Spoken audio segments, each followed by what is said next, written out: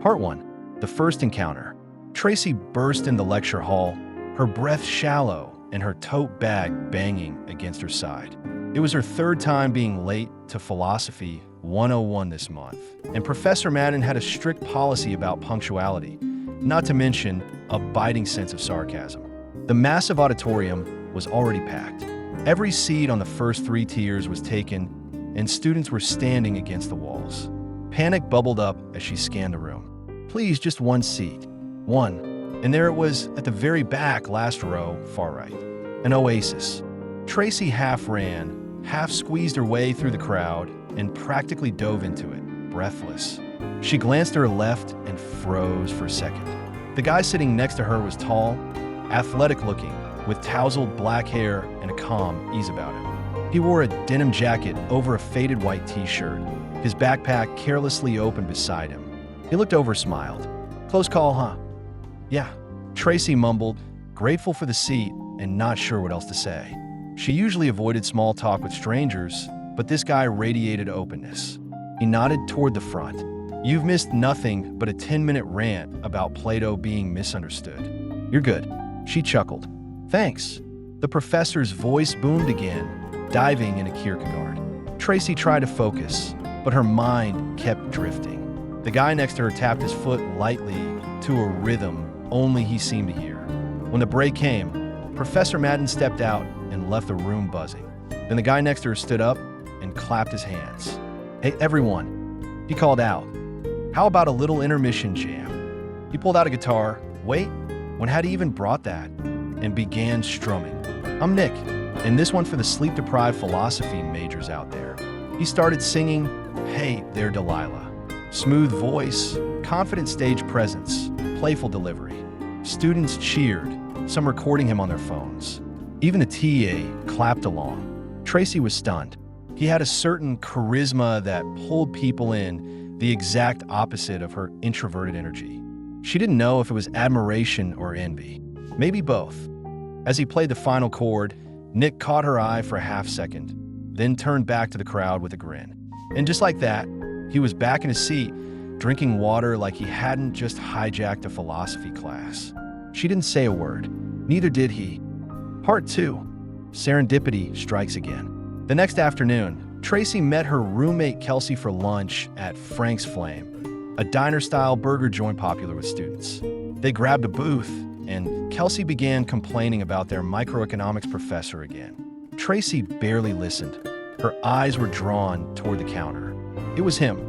Nick was behind the grill, hair tied back, flipping burgers and cracking jokes with his coworker. He looked good, even in an apron. That's him, Tracy whispered.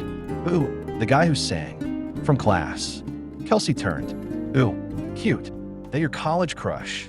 Tracy flushed. No, I barely know him. Kelsey gave her a smirk. Uh-huh, sure. They left without interacting, but Tracy couldn't stop thinking about it. The coincidence was weird, right? A few days later, Tracy wandered into Page Turner's, a quiet indie bookstore tucked behind the student union.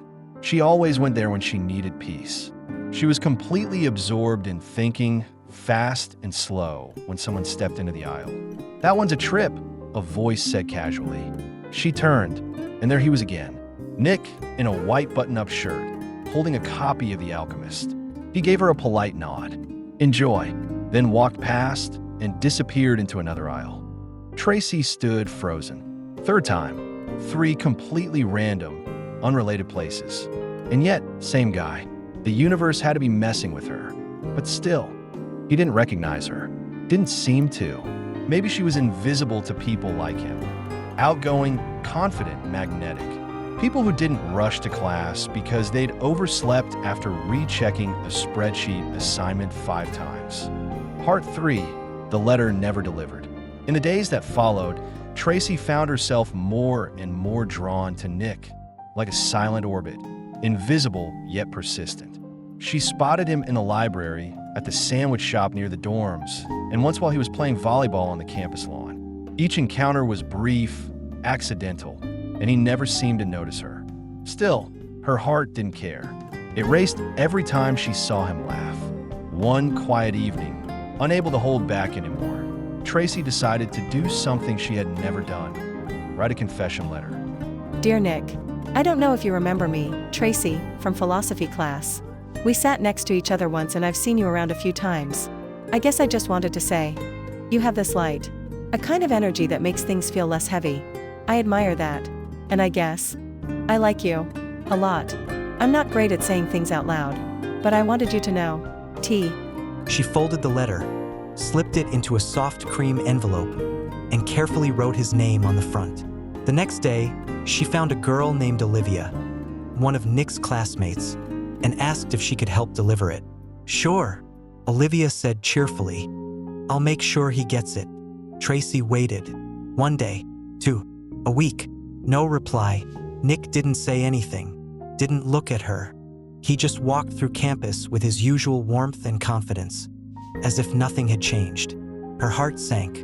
He probably thinks I'm stupid, she whispered to Kelsey, or just not worth noticing. What Tracy didn't know was that Olivia had a secret crush on Nick too, and instead of passing on the letter, she quietly slipped it into her desk drawer, where it sat unopened. Nick never saw it, and Tracy never knew the truth. Instead, she believed the silence was rejection. From then on, she kept her feelings buried. Part 4, Hawaii and Heartbeats. That's why, when she boarded her plane to Hawaii and spotted Nick sitting just a few rows away, laughing with a radiant girl at his side, her heart ached all over again. Of course, he wouldn't remember her. Of course, he had someone. She turned to the window, pulled her mask up higher, and blinked fast. Still just a stranger to him. She closed her eyes and tried to sleep, but her heart had other plans. Hawaii was paradise. Blue water, warm sand, sunsets that made your heart swell. Tracy spent the first few days walking the beach alone, journaling, drinking coconut water, and pretending she wasn't thinking about him. She told herself it was silly, a one-sided crush built on coincidence and fantasy. Then, one afternoon, she decided to swim out farther than usual.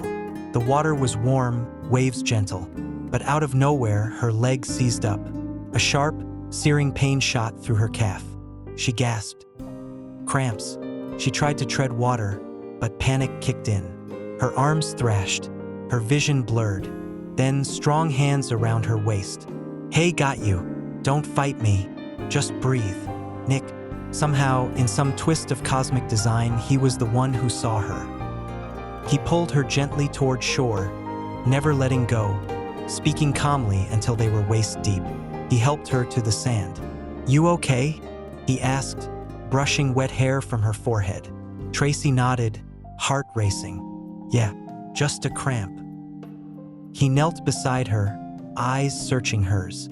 That could have been bad. You scared me. You knew who I was? He laughed. Of course I did. From class. From the burger place. From the bookstore. You think I didn't notice? Tracy blinked. You never said anything. I didn't know how, he admitted.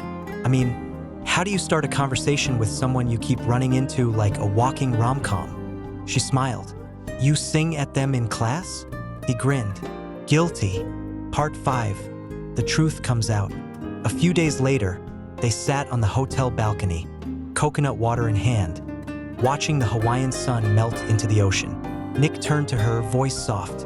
Tracy, I've always thought it was weird how we kept running into each other, like the universe was trying to say something, but I wasn't sure you felt the same. Tracy gave a bittersweet smile. I used to think that too. I even wrote you a letter once. Nick blinked. A letter? She nodded. Back in spring, I gave it to Olivia from your class. Asked her to deliver it. His expression changed. Shocked, then angry, then confused. Olivia? She never gave me anything. Silence settled over them like a mist. Tracy's eyes widened. You really never got it? He shook his head. I would have replied. I wanted to talk to you. I just didn't know how. He pulled out his phone and opened his notes app. There, he showed her a set of lyrics, unfinished, dated months ago. I started writing this back then, he said. I didn't know your name, just had a feeling. She read the first lines. They were about seeing someone everywhere, not knowing how to approach, and fearing it was all in his head. She looked up at him, eyes glistening. "So, you noticed me too?" Nick nodded. "Always did. I just didn't have a reason to start. I guess the universe gave me one eventually." He reached for her hand, and this time, she didn't pull away. Part 6, Full Circle. Back at school, as the new semester began, they walked into Philosophy 201. Together, Professor Madden raised an eyebrow. "Well, Miss Always Late and Mr. Intermission Idol. Didn't see this coming." Nick laughed and dropped his arm around her shoulder.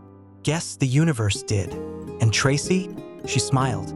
Finally, she didn't need fate to speak for her, because now she had a voice and someone who listened.